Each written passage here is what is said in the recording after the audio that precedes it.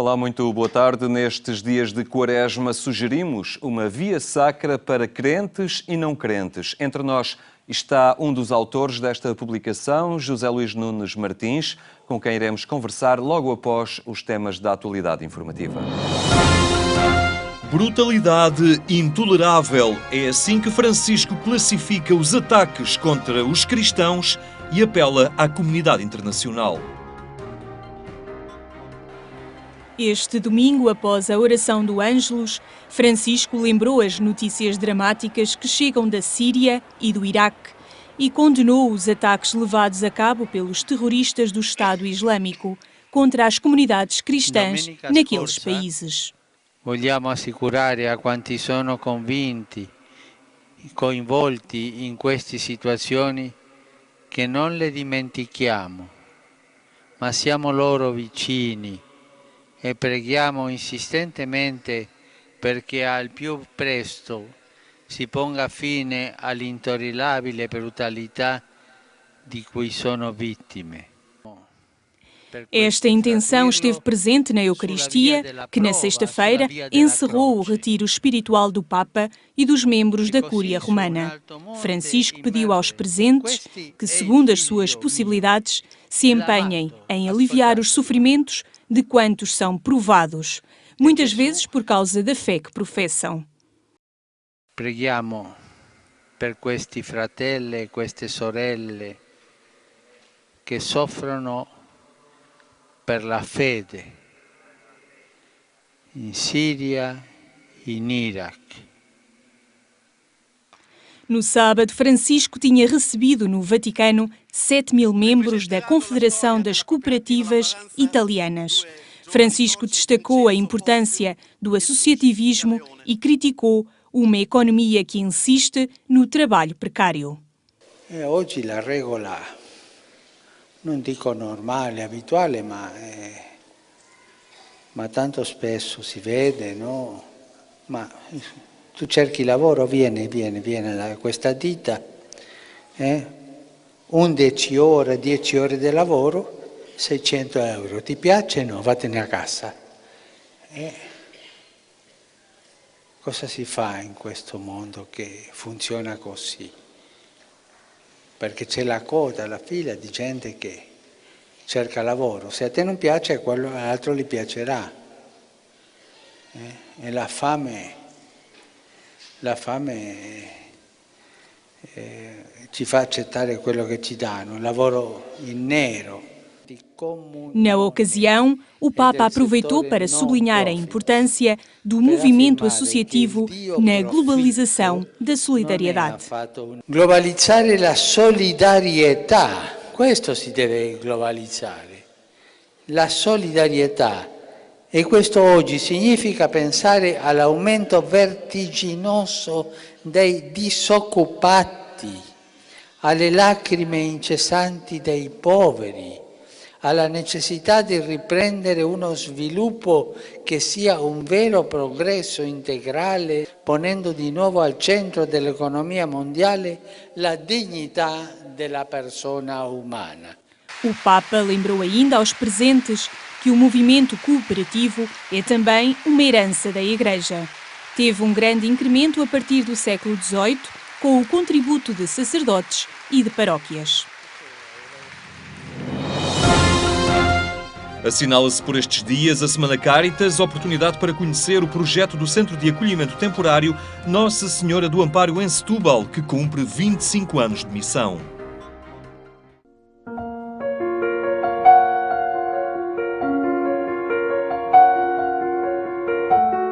Há 25 anos, sob a coordenação da Caritas de Setúbal, nascia no bairro da Bela Vista o Centro de Acolhimento Nossa Senhora do Amparo.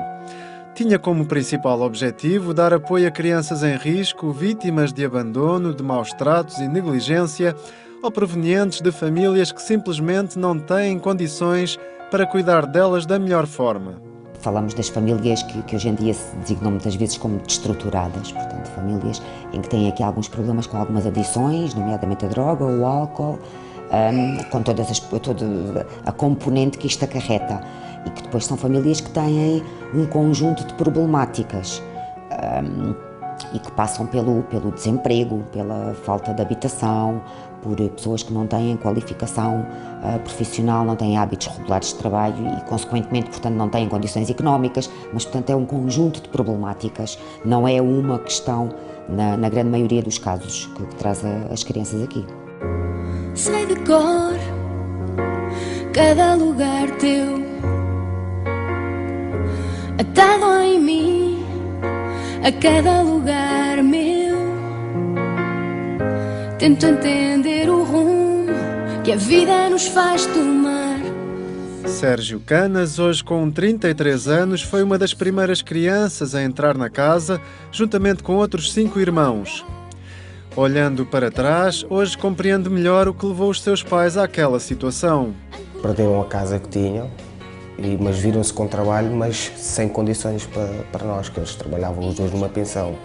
Ter um quarto ou outro, mas não havia condições. Depois houve ali uma situação em que a gente chegou a dormir numa estação de Santa Apolónia. E foi aí que fomos visados durante a noite. E aí foram feitas umas chamadas para a Santa Casa da Misericórdia, se não me engano.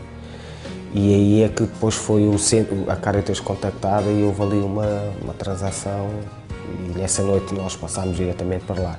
Como é que seria se nós, adultos, organizados e estruturados minimamente, como é que seria se nos colocassem de repente num sítio que nós não sabíamos muito bem porquê, não sabíamos muito bem o que iria acontecer e que nos era pedido para integrarmos nas rotinas daquela casa? Eu, os primeiros tempos, nunca falei com ninguém. Nunca falei que hoje em dia, supostamente, minha madrinha, nunca falei com ela. Nunca falei com nenhum auxiliar, ao princípio não falava com ninguém. Isolei-me num canto e fiquei no meu canto. E isso automaticamente deve dar a entender que foi chocante, choquei. Houve ali um choque ali. E daí também ter chamado a atenção a certas pessoas que ainda hoje são muito queridas da minha parte e são grandes amigas e pessoas espetaculares.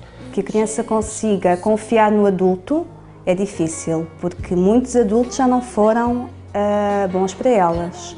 Mas, principalmente, a nossa preocupação é criar estratégias para que eles possam ter uma melhor adaptação no futuro deles.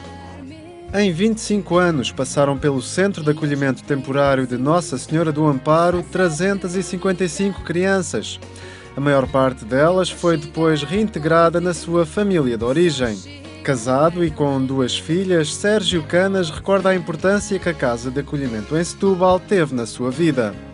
Sei que aquela base que me deram e os princípios que me deram ali foram fundamentais para todo o resto. Aconteceu e a minha vida hoje em dia é feita baseada nisso. E baseada nisso tenho 2 filhas lindas e estou feliz, sinto-me bem comigo mesmo. Tenho remorsos de nada, não tenho problema nenhum, tenho saudades como tudo de Setúbal, tenho mesmo. E é assim. Felizmente temos tido muito contacto com histórias dessas, de crianças que estiveram aqui, que hoje têm as próprias famílias, que são crescidos e que vêm visitar e que querem conhecer. E esse é um dos lados muito gratificantes daquilo que nós fazemos. Quantas vezes vais olhar para trás? Estás presa a um passado que pesou. Quantas vezes vais ser tu capaz de fazer sair quem por engano entrou? Eu acho que os 25 anos é para essas pessoas aí. Não nós, crianças que andámos lá, mas para esses trabalhadores. Eu acho que eles deviam ser homenageados e deviam ter as graças todas desta exposição. Porque realmente nós passamos por lá, mas elas vão lá ficando, vão levando muita coisa e foram excelentes. Para mim, para a minha família, foram excelentes. Abre a tua porta, não tenhas medo. Tens o mundo inteiro à espera para entrar.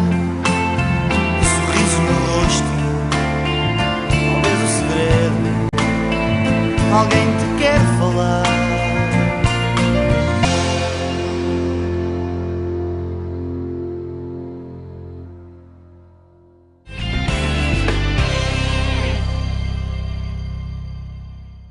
Reportagens que pode acompanhar em agência.eclésia.pt.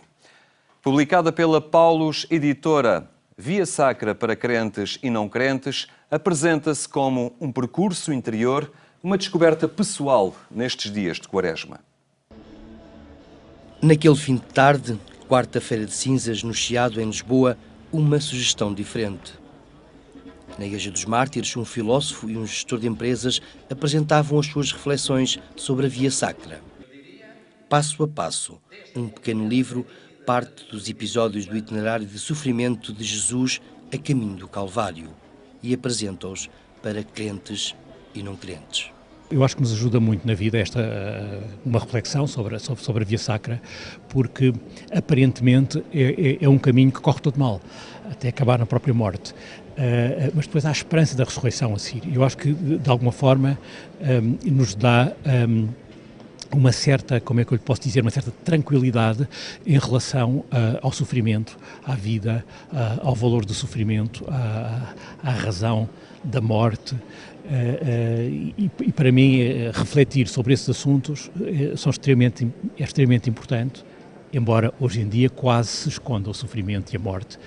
Uma sociedade que quer ignorar o sofrimento, mas cujo cotidiano não cessa de o apresentar na realidade da vida de cada um. Esta Via Sacra é a Via Sacra de muitas e muitos portugueses. Cai uma vez, cai outra vez, têm dificuldades económicas, financeiras, sociais, depois têm esperança, depois desesperam, depois partilham com os outros, depois precisam dos outros, depois apoiam os outros, depois sentem-se sós, depois todos têm a morte na vida, não é? E todos têm a esperança da vida para além da morte, embora de forma diversa. Isto é muita vida, é o dia-a-dia das pessoas. Via Sacra para crentes e não crentes é uma publicação da editora Paulos. Um dos autores desta Via Sacra está entre nós, José Luís Nunes Martins. Muito boa tarde, muito obrigado por estar aqui no programa Eclésia. Esta é realmente uma proposta um tanto ou quanto diferente da literatura religiosa habitual. Via Sacra para crentes e não crentes, e podemos dizer que tem textos escritos por um filósofo, por um gestor de empresas, o filósofo o José Luís Nunes Martins, o gestor de empresas o Paulo Pereira da Silva.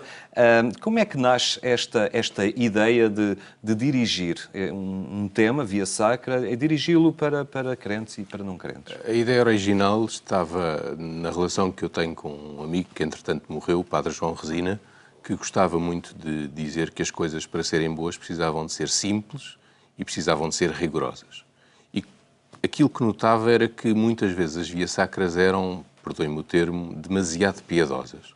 Funcionavam para os crentes, funcionavam apenas para alguns crentes e não tinham, eventualmente, a sua riqueza explorada tão bem quanto seria possível. Não creio que tenhamos conseguido explorar toda a riqueza da Via Sacra, mas pelo menos fizemos esse percurso de tentar abrir as portas de um percurso pessoal extremamente importante que cada cristão deve fazer, mas cuja verdade e cujo valor não se esgota num ritual meramente católico. É muito, muito, muito mais rico. O Paulo Pereira da Silva, além de ser empresário, é também físico teórico e tem este rigor. Foi ele que escreveu para os crentes, escreveu com um rigor fantástico, na medida em que era importante fazer diferente de todas as vias sacras até agora. Eu encarreguei-me dos não crentes, onde eventualmente os meus disparates são um bocadinho mais disfarçados, porque não tenho que ser tão rigoroso assim. Mas esta é importante que quem está em casa perceba que para cada estação há duas meditações. Duas perspectivas completamente diferentes. Uma para crentes e outra para não crentes. É possível comprar o livro ou lê-lo sem qualquer tipo de referência à crença. É um livro, e posso mostrar, num formato tanto ou quanto diferente dos livros habituais. Ele tem as dimensões de um CD de áudio, de uma caixa em que habitualmente traz os CDs. Traz estas propostas, estas meditações, e não se trata de uma apologia ou de uma justificação do sofrimento, mas talvez de uma interpretação ou de um atribuir sentido, às vezes, a dimensões mais negativas, marcadas pelo sofrimento, que atinge a vida de tantas pessoas? Sim. Eu diria que uma curiosidade, Jesus Cristo nunca se preocupou muito em explicar o sofrimento. Ele disse que era importante lutarmos para o ultrapassar, dar de comer a quem tem fome, ir fazer companhia a quem está só, visitar o doente, etc. Importa perceber que a vida de todos nós é marcada pela dor e pelo sofrimento. Não há maneira de fugir dela. Não há vidas perfeitas, quer dizer, há vidas com aparência de serem perfeitas que eventualmente escondem todos os sofrimentos e ainda mais essa preocupação de esconder a morte e de esconder esses aspectos mais negativos. Nós hoje na nossa sociedade temos muito a ideia de que o sofrimento e a morte têm um lugar, é o hospital, e que nas salas ascetizadas é lá que se sofre e é lá que se deve morrer. As crianças muitas vezes têm medo de ir para o hospital porque é no hospital que se morre. Portanto, se eu não for para o hospital, basicamente estou livre da morte. A nossa sociedade é uma sociedade demasiado otimista. Eu diria que demasiado preocupada com uma aparência de alegria que esquece esta dimensão importante. Eu costumo dizer que a alegria é apenas metade da felicidade. A felicidade é uma realização plena que se obtém na tristeza também. E há pessoas que sofrem e que se sentem ainda mais sós porque têm a ideia de que o seu sofrimento não tem grande valor porque ninguém o quer partilhar, tão pouco quer saber dele. O Papa Francisco, na mensagem quaresmal, fala na globalização da indiferença. E depois utiliza 3 ou 4 vezes a mesma expressão, abrir portas, abrir portas. A ideia é, mais do que falamos hoje em acolher as outras pessoas, mas mais do que falar em acolher e perceber o porquê de acolher, importa que alguém lhes vá abrir a porta e as convidar para sentar e vá buscar um copo de água. Isso é fundamental, passar à prática. E esta Via Sacra, o que tem é muitas interpelações às pessoas, que é, porque é que ainda não disse à sua mãe que o sorriso dela é bonito? Porque é que ainda não lhe agradeceu o que ela eventualmente terá sofrido por si? Porque é que não o fez? E é uma chamada a que as pessoas se liguem novamente. É uma tentativa de encontrar a própria identidade. É um desafio a que as pessoas procurem o que é importante e que encontrem o que é importante. E isso está dentro delas, independentemente de serem crentes ou não crentes. As pessoas poderão dizer, Via Sacra, isso é algo que eu sei bem o que é. A minha vida dava uma autêntica Via Sacra. Aí o livro pode funcionar como um contributo, uma pedagogia para que não fujamos propriamente das situações negativas na vida, porque é incontornável, não é? Mas perceber como as podemos integrar de forma, não direi positiva, mas de forma construtiva na nossa vida, ajudando-nos também, projetando-nos em relação aos outros. Exatamente. A partir do momento que nós aceitamos que os aspectos menos bons da nossa vida são partes da minha vida, eu sou capaz de perceber um pouco mais o que é a minha vida. Se eu, por outro lado, cada vez que me acontece uma coisa menos boa, acho que aquilo não faz parte da minha história, eu vivo completamente angustiado sem necessidade. A vida é feita de coisas boas e de coisas menos boas. Na vida faz parte de ganhar e faz parte de perder. Faz parte de conhecer pessoas e ser desiludido por elas. Faz parte de nós conhecermos outras pessoas e faz parte de nós desiludirmos outras pessoas. E mais do que apontarmos o dedo aos outros e ao sofrimento dos outros, é muitas vezes importante percebermos quando nós somos o peso, a cruz que os outros carregam. Quando somos nós que fazemos os outros sofrer. Na primeira estação, aqui na meditação para não crentes, o que fala é, bem, Jesus é condenado à morte. Bem, todos nós somos condenados todos os dias, justa e injustamente. E um pouco mais à frente, um pouco para surpreender também os leitores, eu digo, bem, e também todos os dias passamos a vida a condenar outras pessoas, umas justa e umas injustamente. Mas nesse papel, no papel de juízes que condenam, já nos sentimos muito melhor do que no papel de réus. De condenados. E é esta tentativa de inverter a ideia de que nós, mais do que termos vidas em que sofremos passivamente muito, muitas vezes nós somos quem faz sofrer na vida dos outros. Muitas vezes somos nós a cruz na vida dos outros. E é importante termos noção disso para após aliviarmos, não é? Há também uma sequência, podemos referi-la a algo interessante, as quedas de Jesus, não é? Normalmente, a seguir, há um encontro.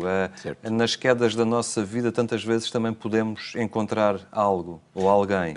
A nossa família é aqueles que ficam e que lá estão quando nós estamos caídos no chão, não é?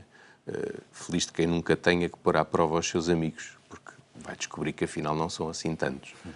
As 3 quedas na Via Sacra têm uma sequência muito curiosa. A seguir à primeira queda, Jesus encontra a sua mãe e é ajudado por Simão de Cirene. A seguir à segunda, ele encontra as mulheres e, portanto, de Jerusalém, e diz-lhes para elas chorarem também pelos filhos dela. Há aqui uma dimensão de que há mais gente que sofre e há mais mães para além da minha. E a seguir à terceira queda é despojado das suas vestes. Provavelmente, a seguir à terceira queda, encontra-se perfeitamente a si mesmo. Sozinho, a Via Sacra não é um caminho bonito, nem é um caminho agradável, é um caminho de abandono, de pessimismo, de negatividade, e é importante saber navegar um bocadinho neste mar de pouca luz, mas importa perceber que há aqui uma razão para ter esperança, há aqui uma razão de alguém que sofreu e que fez sentido o seu sofrimento e cujo sofrimento pode ser um sentido para o meu sofrimento.